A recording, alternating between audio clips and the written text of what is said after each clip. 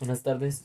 En este video les explicaré mi infografía sobre el tema de fluidos, del flujo de los fluidos y la ecuación de Bernoulli. Vamos a empezar primero con el tema, la tasa de flujo de un fluido y la ecuación de continuidad. La cantidad de fluido que pasa por un sistema por unidad de tiempo se expresa en tres términos distintos. El primero es el flujo volumétrico, el segundo que se representa con Q, el segundo es W, que es el flujo en peso, y esto es el peso específico por Q, que es el flujo volumétrico, y se toman las medidas de Newton sobre segundo. El tercero es el flujo másico, que se representa con M y se obtiene de multiplicar la densidad por Q, o sea, el flujo volumétrico, y sus unidades son el kilogramo sobre segundo. Q es el más importante de los tres y se calcula por medio de el área de la sección por la velocidad del fluido que va de una sección a otra. Y se representa como metro cúbico sobre segundo. Debido a que las unidades como metro cúbico por segundo y pie cúbico por segundo en el sistema inglés son flujos muy grandes, se utilizan medidas como litros por minuto, y metros cúbicos por hora y galones por minuto. Y acá se pueden mostrar las conversiones de uno a otro eh, para que tengan en cuenta. Después pasamos a el cálculo de velocidad de flujo en un sistema de ducto cerrado. Depende del principio de continuidad. Un fluido viaja constante de la sección uno a la 2. La cantidad de fluido es constante en toda la sección. Esto se conoce como flujo estable. Se expresa en términos del flujo másico, que es M1 es igual a M2, pero ¿qué era el flujo másico? Era la densidad por Q. Entonces es densidad 1 por la área 1 por la velocidad 1, que es Q, es igual a la densidad 2 por el área 2 por la velocidad 2. Y esto se le denomina ecuación de continuidad y se utiliza para relacionar la densidad del fluido, el área de flujo y la velocidad. Si el flujo es un líquido incomprensible, la densidad es igual en los dos términos y se tiene A1 B1 por B1 es igual a A2 por B2, o sea que sería flujo volumétrico 1 y es igual al flujo volumétrico 2.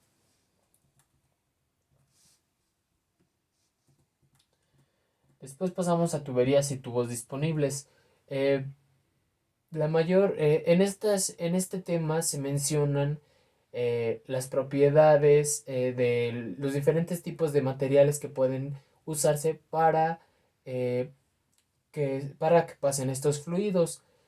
Acá mencionaremos los más sobresalientes, pero en el libro que estamos utilizando pueden ver las propiedades de ellos, eh, las secciones de su diámetro exterior e interior, también las medidas, entre otras cosas.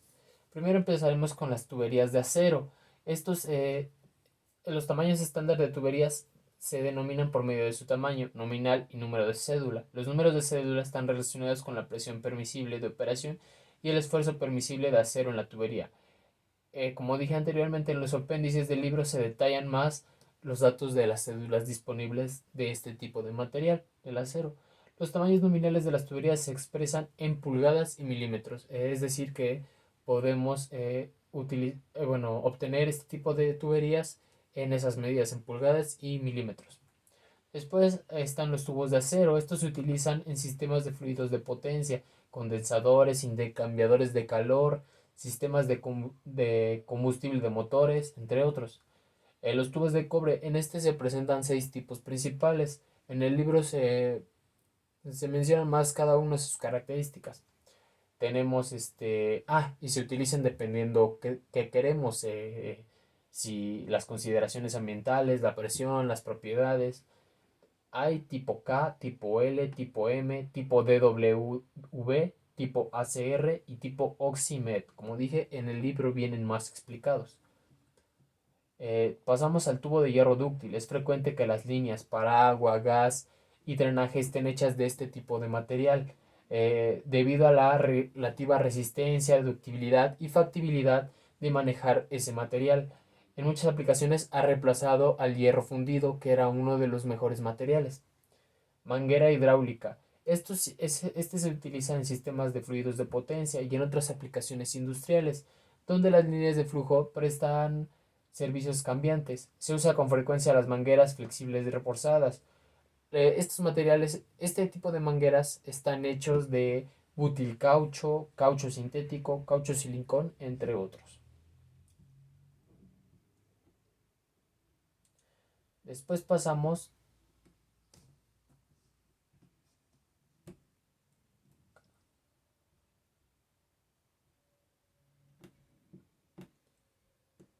a velocidades de flujo recomendables en tuberías y ductos.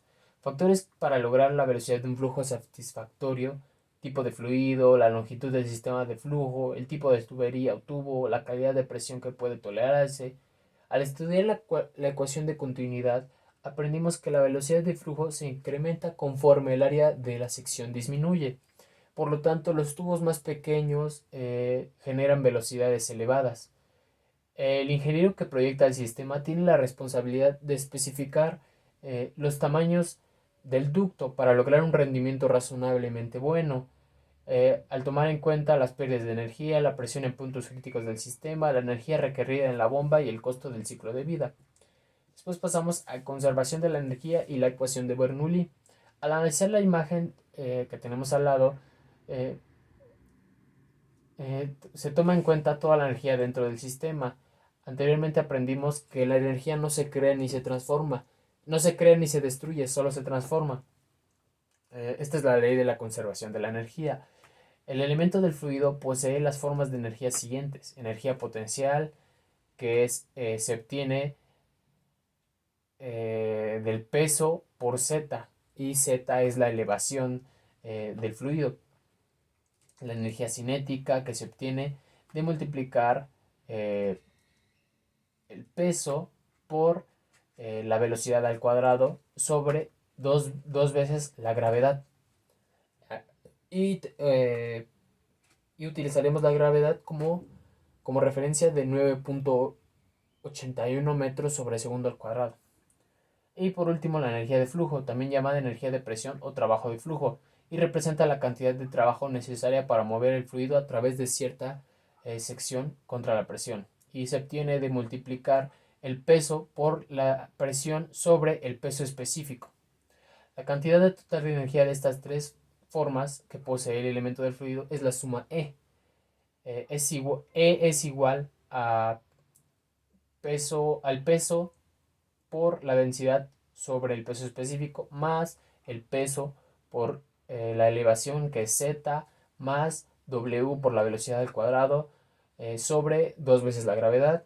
Y acá nos podemos dar cuenta que el peso influye en todas las ecuaciones. Entonces, dividiendo a la ecuación en W, nos quedarían valores en P y P sobre el peso específico, más Z, más la velocidad al cuadrado sobre 2G.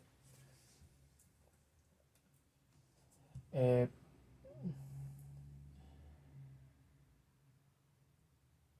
los valores de P, Z y B son diferentes en las dos secciones, y si no hay energía que se agregue o pierda en el fluido entre secciones, entonces el principio de conservación de la energía requiere que E1 sea igual a E2.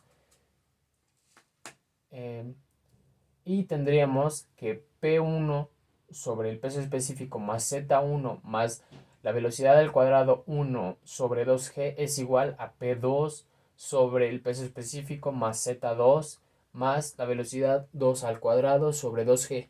Y esta ecuación es la ecuación de Bernoulli. Después pasamos a la interpretación de esta.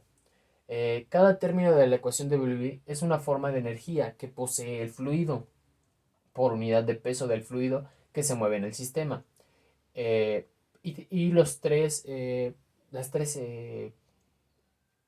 unidades o las tres formas de energía que posee el fluido es P sobre Y, que es la carga de presión, Z es la carga de elevación y B, la velocidad al cuadrado sobre 2g es la carga de velocidad. A la suma de estos tres términos se le denomina carga total. La ecuación de Bernoulli se utiliza para determinar los valores de carga de presión, carga de elevación y cambio de la carga de la velocidad conforme el fluido circula a través del sistema, como ya habíamos mencionado.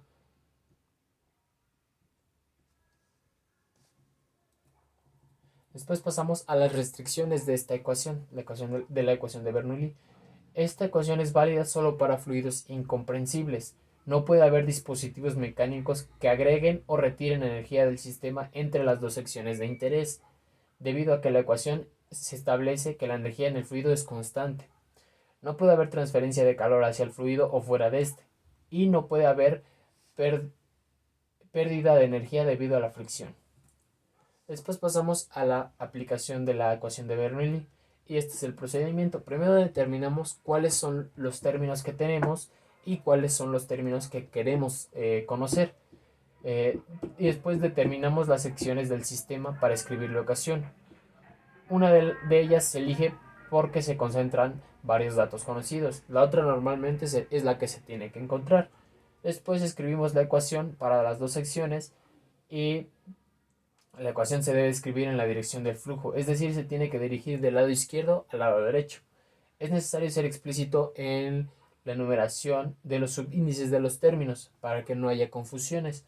Simplificar la ecuación con los términos que valgan 0 en ambos lados de la ecuación. Y despejar en forma algebraica el término que se busca. Y por último, sustituir cantidades conocidas y calcular el resultado. Después pasamos al subtema de tanques, depósitos y tuberías expuestos a la atmósfera. En esta figura se muestra un sistema donde un sifón expulsa el líquido a través de una tobera al final de la tubería.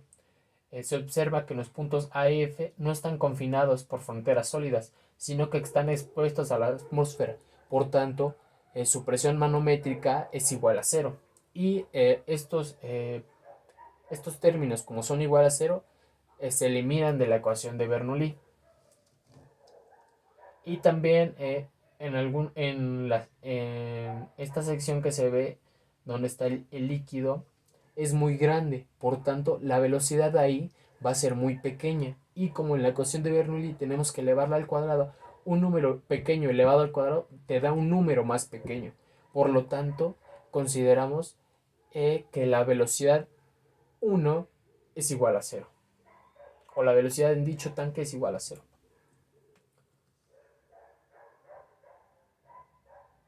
Cuando los dos puntos de referencia para la ecuación de Bernoulli están dentro de una tubería del mismo tamaño, los términos de carga de velocidad en ambos lados son iguales a 0. Son iguales, y por lo tanto se cancelan. Cuando los dos puntos de referencia para la ecuación de Bernoulli están en la misma elevación, los términos de carga de elevación también se cancelan.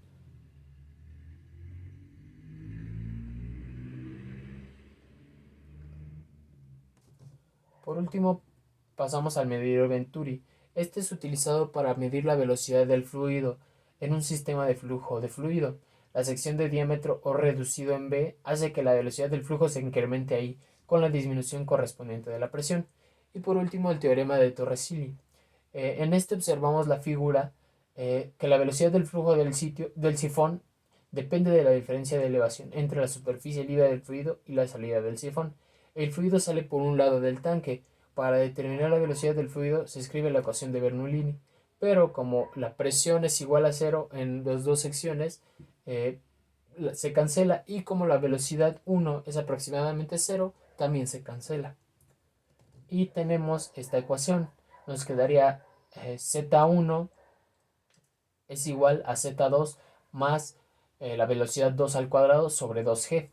Y después, al despejar para la velocidad 2, nos queda la velocidad 2 es igual a la raíz cuadrada de 2g por z1 menos z2. Y al designar h, que es igual a z1 menos z2, obtenemos que la velocidad 2 es igual a la raíz cuadrada de 2 veces g por h. Y esta ecuación se le denomina ecuación de Torricelli. Y eso sería todo. Gracias.